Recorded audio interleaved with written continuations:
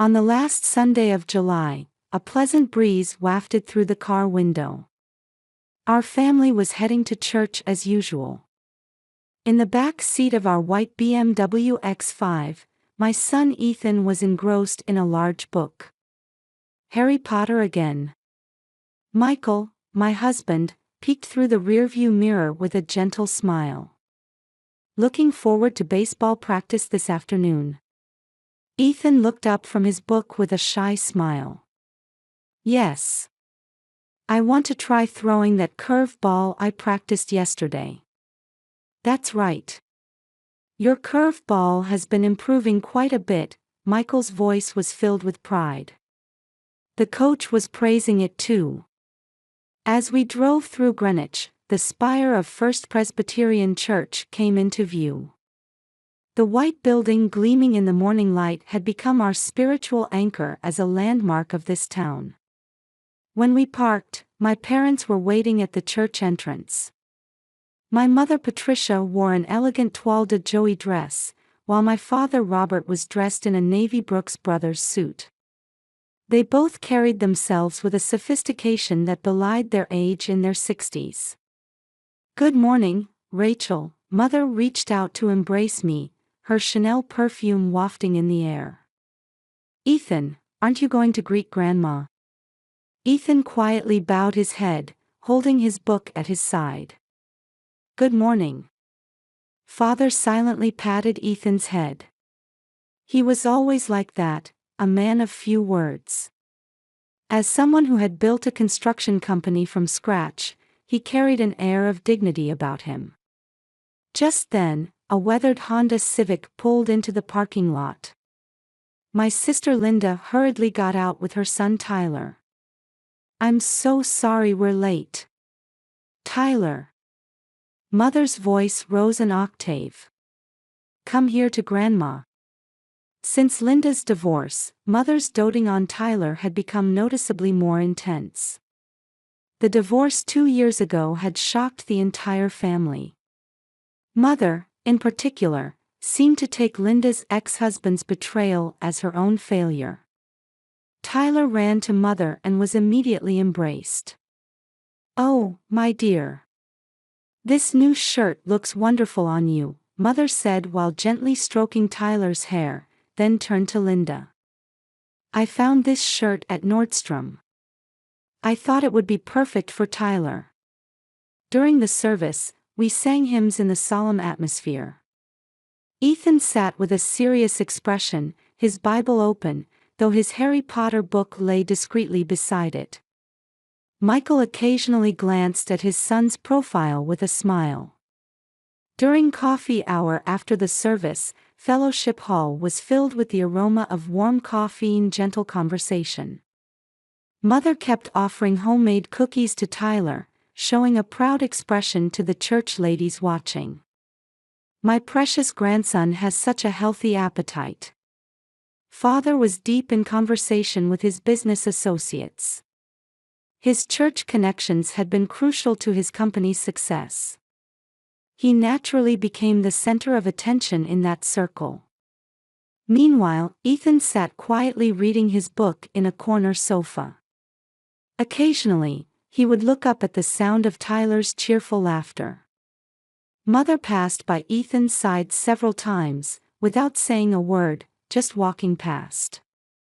The difference in their grandparents' attitudes was evident in subtle gestures and words. Excessive affection for Tyler, and reserved treatment of Ethan. Though I noticed this, I just smiled silently as usual, trying not to disturb the peaceful Sunday atmosphere. Michael placed his hand on my shoulder. He didn't say anything, but his warmth spoke volumes. For now, I would just surrender myself to this quiet Sunday morning prayer. That day too had started like any other Sunday. In the sunlight streaming into Fellowship Hall, Ethan was quietly reading his book. The sight of my son absorbed in Harry Potter had become a familiar scene at this church. Amidst the aroma of coffee and cookies, Mother's voice suddenly rang out. Ethan, Would you like to go to Universal Studios with Grandma and Grandpa next Saturday? The book nearly slipped from Ethan's hands. He looked up at Grandmother Patricia with sparkling eyes. Really? Can I see Harry Potter's castle? I saw an expression of joy on my son's profile that I had never seen before. For my son, who had been captivated by the world of Harry Potter since starting school, the chance to actually see Hogwarts Castle must have seemed like a dream come true. Yes, let's all go as a family, Father Robert nodded. He showed an unusually gentle expression, rare for my typically taciturn father. Taking his wallet from his suit's breast pocket, he showed several tickets. I've already made the reservations. That's wonderful. Tyler will be so happy, Linda added. I thought I heard a hint of triumph in her voice, but I decided to think it was my imagination. Tyler was in high spirits, munching on candy while sitting on Mother's lap. That evening, Ethan was the first to mark his calendar. The large circle drawn with a red marker seemed to express the excitement in his heart. Mom, only 6 days left, my son's voice trembled with anticipation. At bedtime, when I was about to turn off the lights, Ethan asked in a small voice, Mom, can I wear my Hogwarts uniform over my pajamas? I smiled and nodded. It became a nightly ritual after that. Wearing the universal t-shirt over his pajamas to sleep. Practicing taking out imaginary admission tickets using an old passport holder. Always reading Harry Potter before bed. Hey Mom, only 5 days left. Mom, it's 4 days now. The day after tomorrow. I began to hear brighter sleep talking from my son's room than before. I'm going to ride the Hogwarts Express. I'm going to buy a magic wand. I'm going to drink butterbeer. Michael watched our son with a gentle smile. It's been a while since I've seen Ethan so animated. During family dinner, Ethan was making detailed plans. First we'll go to platform 93/4, then to Diagon Alley.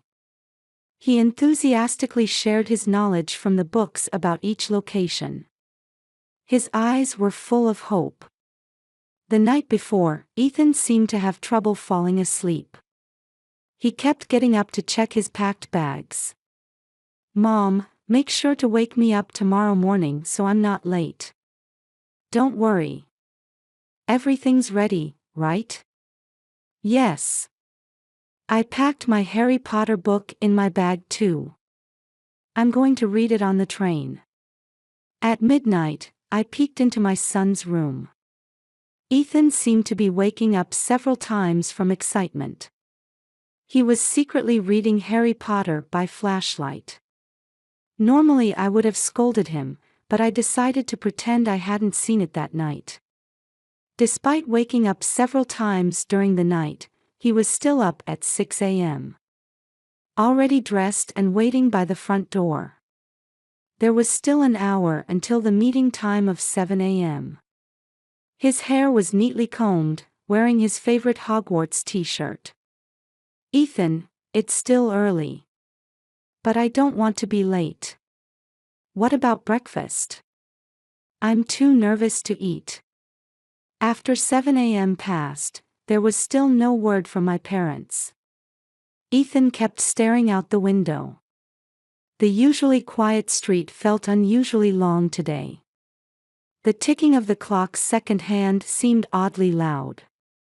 Mom, why aren't Grandma and Grandpa coming? They'll be here soon. Probably just stuck in traffic or something. I noticed my voice trembling mid-sentence. I anxiously called Mother. After several rings, I heard her voice. In the background, I could hear the lively music of an amusement park. Cheers and laughter. The roar of a roller coaster. I'm sorry. We decided to take your sister's child instead. There's no room for you. The car was full. Mother's voice had laughter in it. As if it were just a minor change of plans. In the background, Tyler's cheer of, "Yay," rang out. That sound stabbed my heart like a knife. "Mom?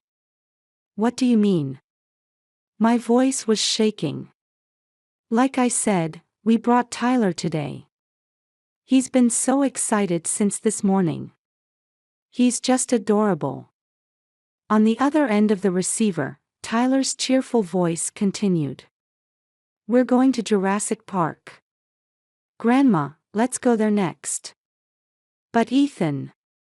The phone cut off abruptly. I was frozen in place. Behind me, I heard the sound of Michael's fist hitting the wall. And then, my son's crying. Ethan collapsed to the floor, crying out loud. It was a way of crying I had never seen before. His shoulders shook violently, tears wouldn't stop. The passport holder he had cherished fell to the floor. The handmade replica tickets he had spent a week making spilled out. I could see Michael's body trembling with anger. He opened his mouth to say something but quickly closed it. No words could help in the face of Ethan's crying. I saw a kind of anger in my husband's eyes that I had never seen before. I stood stunned, unable to accept this reality. Outside the window, the light of an ordinary Sunday morning was pouring down. That light felt more cruel than ever before. My son's dreams were shattered, and our family's way of being had changed dramatically. Only Ethan's crying continued to echo through the quiet house. A week passed. Ethan stayed home from school, confined to his room. His Harry Potter books were tucked away in the back of his desk drawer. At night, I could sometimes hear small sobs. Each time, my heart felt like it was being torn apart. Michael gripped the phone, remaining silent for a long time before slowly beginning to dial. "Emma, we need to talk." The warm voice of my sister Emma came through the receiver. "Michael? What's wrong?" "It's about Ethan. I need to tell you about what happened at Universal." Emma listened silently. Occasionally, I could hear her sharp intake of breath. Then, quietly but with strong determination, she said, "I'll contact James too. Come to our house tomorrow. This can't be ignored any longer." The next morning, the three of them began their investigation. Around Emma's dining table, they silently began gathering evidence. The old family album James brought. Emma's diary. The bundle of receipts Michael had collected. They all told the story of years of unfair treatment. "Look at this," Emma opened a large album. "Tyler's birthday party last year. A lavish dinner at Weston Country Club. They even hired a professional photographer and invited over 100 guests. The luxuriously decorated venue. Parents chatting with smiles. Mother's expression as she embraced Tyler was filled with ultimate happiness."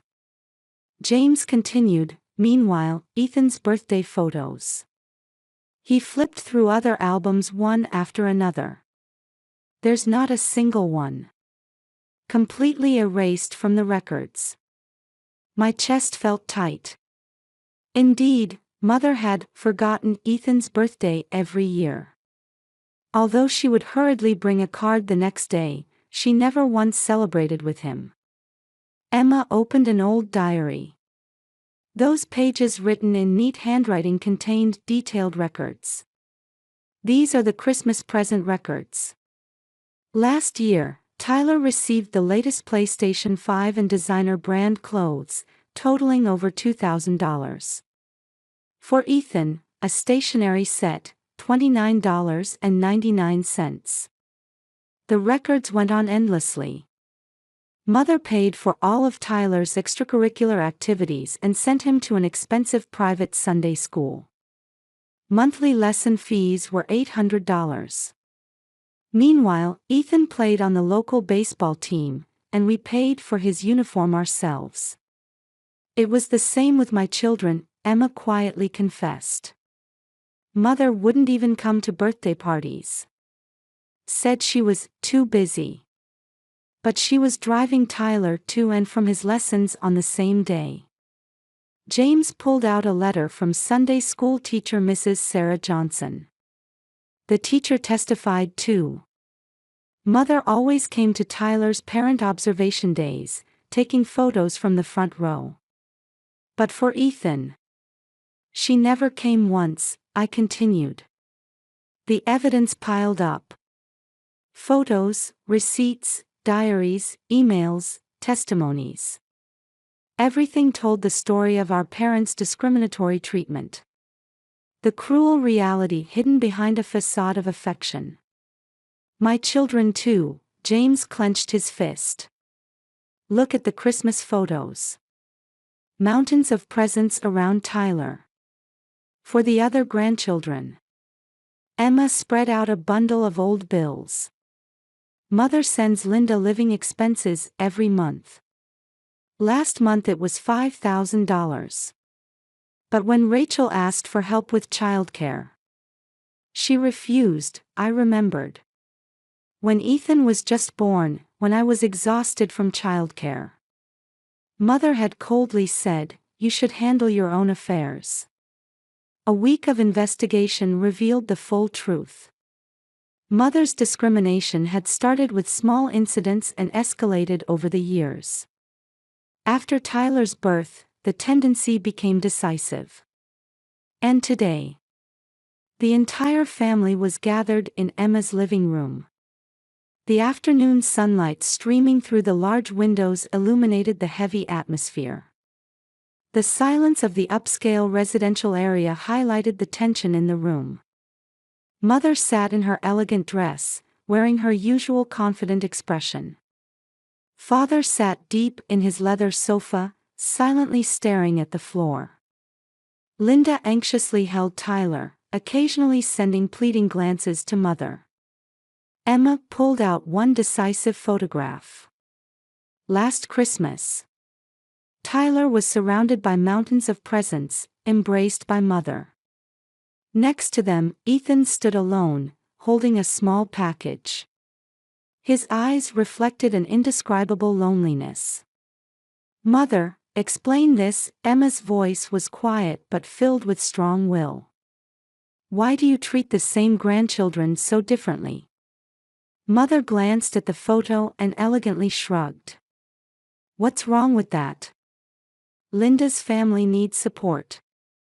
She's raising a child alone. Isn't that natural?" Those words froze the air in the room. "That's not true," James stood up. "My children received the same treatment." "Mother, you've always given special treatment only to Linda's child. Don't the feelings of your other grandchildren matter? We are special." "Of course we are," Linda interjected. Her voice dripped with arrogance. "After all, I'm the youngest child. And Tyler is." Father sat silently. His back, once full of dignity, now seemed small and hunched. Occasionally, his eyes looking at his wife reflected an indescribable weariness. I took a deep breath and spoke in a quiet but firm voice. "Enough. Let's end this." Desperately trying to control my trembling voice. "Ethan is your grandson. He's family, why would you treat him like this?" Emma stood up resolutely. "This ends our relationship with this family too. Mother, what you've done is unforgivable." "I'm telling the church community too," James continued. "Everyone needs to know about this discriminatory treatment. I plan to submit a detailed report to the board of directors." "No. You can't." Linda cried out. Her voice cracked. Our position in the church, and Tyler's tuition. The blood drained from Mother's face. Her elegant smile frozen. You can't, our reputation. We can, Emma's voice was cold. We have all the evidence and testimonies. In fact, the church board has already been informed. They too can no longer overlook such discriminatory treatment. A heavy silence dominated the room. Tyler anxiously clung to his mother. Father remained silent. Mother's once dignified figure now looked pitifully small. Outside the window, a small bird hopped from branch to branch. That casual scene felt incongruous with the current situation. The air in the room had changed irreversibly. Let's go, I took Michael's hand. Ethan is waiting. As I stood up, Mother tried to grab my sleeve. For the first time, I could see her hand trembling. Was it fear or regret? Rachel, wait. I didn't turn around. I knew I would never come to this house again. Everything would change from today. It might be sad, but it was a necessary change. As we left the entrance, I could hear Tyler crying. I felt sorry for him.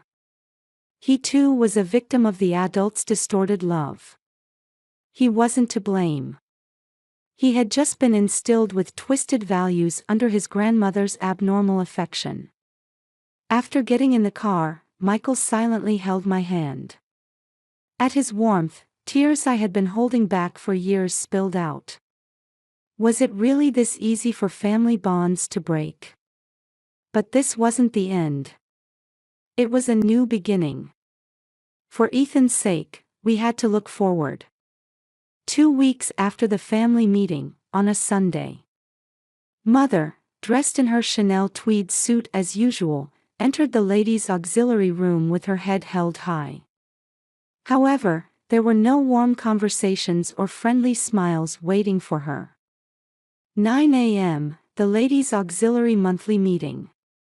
Someone was already sitting in the chair usually reserved for Mother at the head of the table. In Mother's regular seat, a new nameplate had been placed. Good morning. No one turned to Mother's greeting. Several ladies were talking in hushed voices. When they saw Mother, their conversation immediately stopped. A silence that froze the air. Regarding this week's donation activities, Mother raised her voice, with a slight tremor in it. That's already been decided, Mrs. Johnson coldly announced. Patricia, you were already informed that you've been removed from the committee. Mother's hands trembled. Her charity event proposal fell to the floor. No one moved to pick it up. For 30 years, she had been the central figure of this ladies' auxiliary. She had overseen everything from the Christmas bazaar to Easter events. Now she was relegated to the corner of the room. The place Mother had built up over many years was crumbling with an audible sound. Under the ladies' cold stares, Mother's back gradually began to bend. A similar atmosphere pervaded the Sunday school. An invisible wall was being built around Linda. The mothers who used to flock around her now watched from a distance. During class observation, the seats around Linda remained empty. You're Tyler's mother, aren't you? A new mother spoke to her. I've heard the rumors. Linda's face tensed at those words. Even Tyler's activity friends' parents gradually stopped keeping in touch. Rejection notices arrived one after another from the piano school, riding club, and swimming school. All of Tyler's special treatment was coming to an end. Weekend activities disappeared one by one. The impact on Father's construction company was even more serious. The trust relationships he had built through the church community crumbled in an instant. One morning, The phone rang from an important client. Robert, I'm sorry, but we'll have to cancel the planned suburban housing development project. What do you mean? The contract is all ready. Trust is essential in this business.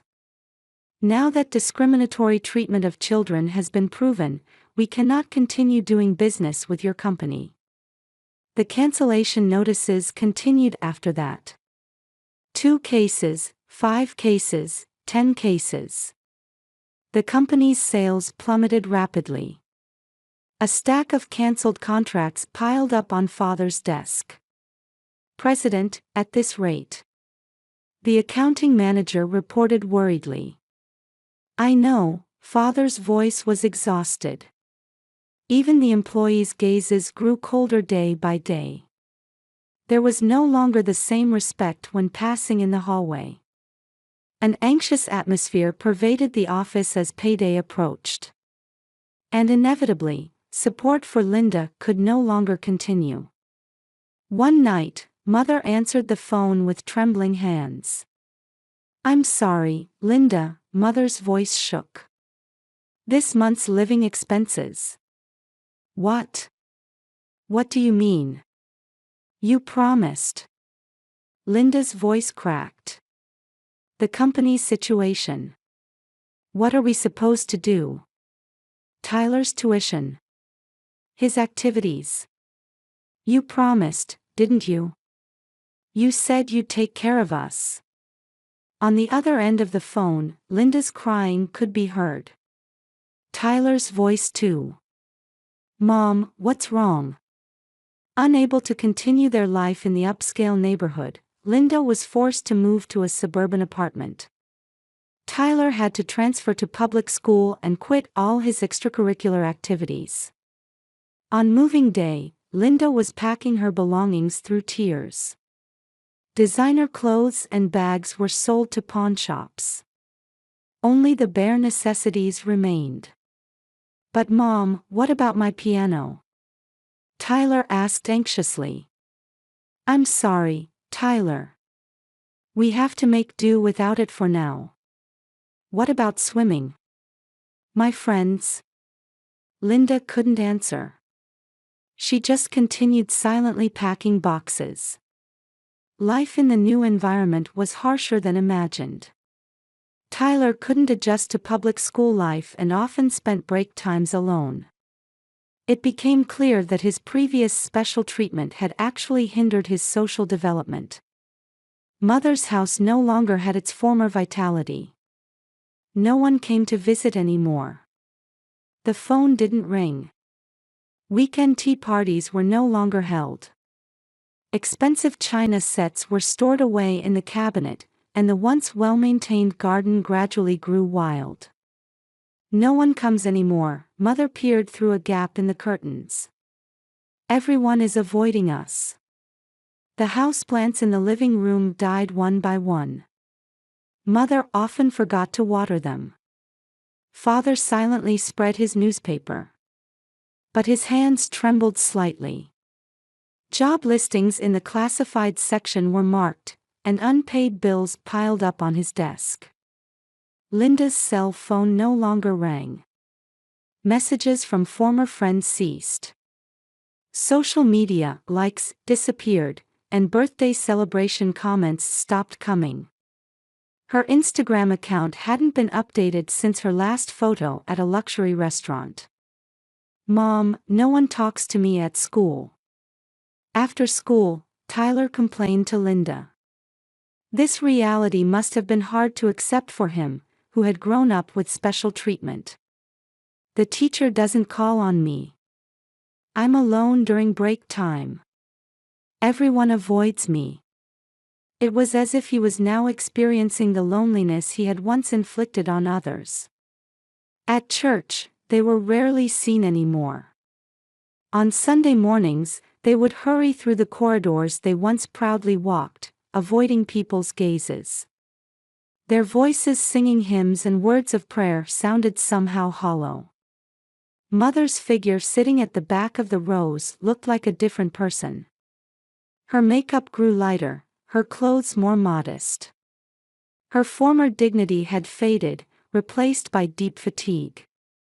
The other day, when I passed Mother in the church hallway, she looked clearly aged. Her back was hunched, her hair lackluster. The hand clutching her luxury brand bag no longer carried any dignity. When Mother tried to stop me, her voice was hoarse. But I didn't stop. I took Ethan's hand and kept walking. Mother's sob from behind. It was a sound I had never heard before, filled with deep sorrow. That sound echoed long in the church hallway. One afternoon, I happened to see Linda at the supermarket. Gone was her former elegant appearance as she carefully selected sale items. Tyler stood beside the cart, wearing an expression of resignation about the toys he wanted. "Mom, this cereal." "I'm sorry, dear. Let's get the cheaper one today." At that sight, I felt complex emotions. Was this retribution, or a new beginning? But this was reality. The inevitable result of years of discriminatory treatment. The truth hidden under the mask of goodwill had changed everything. Tyler, raised in a privileged environment, was now learning the harshness of reality. It might be painful, but perhaps it was a necessary experience for his growth. On the way home, Ethan said in a small voice, "Mom, I heard Tyler is transferring schools." "So it seems. I feel a bit sorry for him." I was moved by my son's kindness. That the child who had been discriminated against could show compassion for those who had hurt him touched me deeply. Outside the window, autumn winds were shaking the trees. Seasons would surely change, and people's memories would gradually fade. But the scars left by this incident wouldn't disappear so easily. In a way, perhaps this was a deserved consequence. Discrimination masked as love eventually came back to them. What awaited at the end of special treatment was complete isolation. However, I secretly hoped that from this isolation, new awareness would be born. Michael silently embraced my shoulder. We knew this choice had been right. Still, hearing the sound of family bonds breaking was painful. Nevertheless, we believed this was a new beginning. 2 years have passed. Seasons changed, and people's lives changed dramatically. The other day, I happened to pass by the apartment where my parents now live. A modest 3-story building unimaginable from their former mansion. Cheap lace curtains flutter in the windows. I heard that father works at a small real estate company now. The man who was once president of a major construction company now works under others. According to Emma, father's back has become even more hunched. Mother had completely lost her social circles. Her social media accounts were deleted, her phone number changed. Sometimes she's spotted at the local supermarket, but with a bare face without makeup, quickly finishing her shopping. Linda works part-time at a local fast food restaurant. She seems to be desperately trying to rebuild her life as a single mother. All her designer bags and branded clothes have been sold. Surprisingly, Tyler has adapted to this change in environment. They say he's gradually regaining his natural childlike qualities while living a normal life without special treatment in public elementary school. The other day, I saw him playing baseball with friends in the schoolyard. His former privileged air had faded, replaced by the expression of an honest young boy. "Hey Mom, Tyler joined the baseball team," Ethan told me one day. "We're going to play against their team in the next game." I felt my heart warm at my son's carefree smile. Ethan is now thriving as the ace pitcher of the local youth baseball team. He has grown into a stronger, kinder boy after overcoming those tears. At the recent district tournament, he brilliantly led the team to victory. After the game, Michael quietly wiped away tears as he watched Ethan's proudly shining figure. My husband has been promoted and given greater responsibilities. But he never misses his son's games. Work schedules are always arranged around baseball schedules. Our family is spending more fulfilling days at a new church. Fairview Baptist Church welcomed us warmly. Here, there are no superficial relationships or competitive atmospheres. There is genuine faith and true compassion. At Sunday school, I also work as a teacher, interacting with the children. My heart warms every time I'm called Teacher Rachel. Perhaps in this church, we found the true joy of faith. Meanwhile, my parents' lives continue to grow harder. According to Emma, they are tormented by regret every day. Mother, in particular, has become afraid to look in the mirror. Because she sees her past arrogance in the reflection there. Linda still sometimes dreams of her old life, they say. Dining at expensive restaurants, shopping at brand stores, luxurious activities. Everything seems like a distant dream now. These days, she struggles just to manage Tyler's school lunch fees. Still, these 2 years have revealed something to us. What true family bonds mean. What love is. What faith is. On Sunday morning in the car heading to church, Ethan writes in his baseball strategy notebook in the back seat. Michael occasionally glances at his son through the rearview mirror while driving. Dad, I'm going to play against Tyler in the next game. Is that so? Looking forward to it. I'm going to pitch with all my might. I sense deep meaning in that conversation. Boys purely enjoying sports, transcending past conflicts. It seemed like new hope was sprouting there. Outside the window, spring sunshine announces the arrival of a new season. The budding trees seem to be blessing our family's new beginning. Indeed, family bonds were once broken. But in exchange, we found true happiness. Not superficial affection, but genuine caring. Not surface-level faith, but heartfelt prayer. Michael holds my hand. In that warmth, I felt certain that everything was heading in the right direction. Our future is reflected in Ethan's clear eyes. This is the beginning of our family's new story.